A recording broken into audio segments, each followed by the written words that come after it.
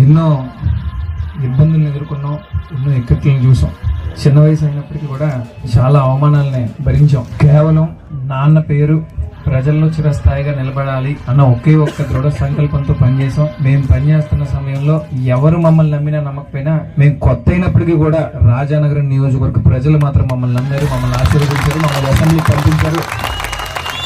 అది మాత్రం ఎప్పుడు మెదడులో ఉంటుంది, గుండెల్లో ఉంటుంది, 24 గంటలు మమ్మల్ని పెరిగెట్టిస్తూనే ఉంటుంది. మాకు ఈ రోజున ఆస్తులు, డబ్బు, వేరే ఇతర పదవులో ఎవరిని సంతోషం, ఎవరన్నా రాజానగరం నియోజకవర్గంలో ఉన్నటువంటి మనోళ్ళు ఎవరన్నా వచ్చి మొన్న చెప్పిన పని అయిపోయిందన్న అంటే దానికి 2 ఇంతలు సంతోషాన్ని ఇస్తా ఉంటాం. మనోళ్ళు అనుకున్నవాడు మమ్మల్ని సభాష్ అంటే వెన్ను తట్టి నడిపిస్తామంటే ఎంతో ధైర్యంగా ఉంటారు మాకు.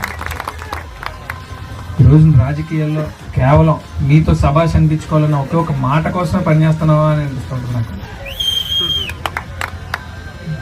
ఈ రోజున అమ్మ, అన్నయ్య